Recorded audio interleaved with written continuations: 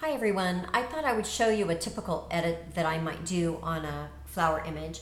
This is a still life that I arranged in my studio. The purple flowers were all beginning to bloom in the garden and I still had a lilac or two left, so I pulled them all together and created this still life. It's sitting on a grape drying tray, which is wood slats that are butted together. They used to use these trays out in the vineyard when they would cut the grapes. They'd lay the grapes on the tray and leave them out in the sun to dry. And then they could maneuver the trays around whenever they needed to rather than grape by grape. I don't think they use those anymore, but I'm not sure. The background is a painted canvas and the table is sitting about 2 feet from that background. I have it hanging on a big frame. And then the window is on the left, so I've got some nice soft window light coming in from the left. The flowers are in a mason jar, which is inside this linen bag, and then I've got this linen cloth, striped cloth, to add a little more dimension. So the first thing I want to do is correct that white balance. Normally I would use my expo disc and get it right in camera, but this particular day, for whatever reason, I did not.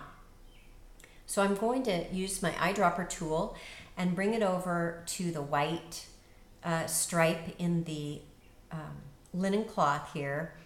And I don't want to get a really white area. I want a shaded area. And that usually gives me a little better results. So we'll see what that looks like by clicking there.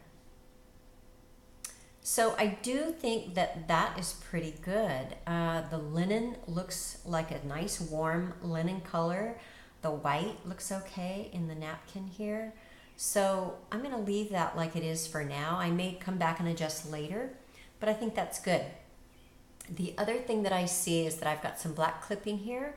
So I'm going to use my brush tool. Rather than raising the blacks in the entire image, I'm going to use the brush tool and brush it over this area right down here under the lilac and where there's some, the blue clipping indicator is showing. So I'll go to lighten and then I will also bump up the blacks on that brush. And then I'll start brushing it over this area where I see the clipping indicator. And we'll see if that takes care of it. And there, it looks like there's just a little bit still there. I'll brush over, make sure I got all those areas, and that took care of it. So I will click off that. The next thing that I would do is bump up my clarity just a little bit, and I'm going to leave the vibrance and the saturation alone. I might actually pull down the vibrance a little bit. That affects mostly the cool tones, and these are looking just a little too bright. The other thing I like to use, or at least look and see how it does on a particular image, is the tone curve. And I go down here to the point curve and click on medium contrast. And that gives a nice contrast. It darkened the background a little bit for me, which I really do like, and helps bring those flowers forward a little bit. I think I'm going to pull the highlights down just a little bit because the bag highlights and the highlights on the napkin are just a little bit strong. So I'll soften those just a little bit. So I always like to bump up the yellow luminance just a little bit to add a little more dimension. It's a really subtle thing, but I rather like it. I also wanted to point out that upon import, all of my images get this remove chromatic aberration and enable profile corrections. I think that's necessary on every image, so I leave that on all the time. I'm going to put a little bit of a vignette around this, not much, just a little bit, and move it in a little. The other thing that I notice on this now is that the edge of the grape tray has a little bit of a highlight right here, and I want it to blend in with that background. So I'm going to go up here to my spot removal tool and just follow that line, being careful not to touch the napkin or the lilac.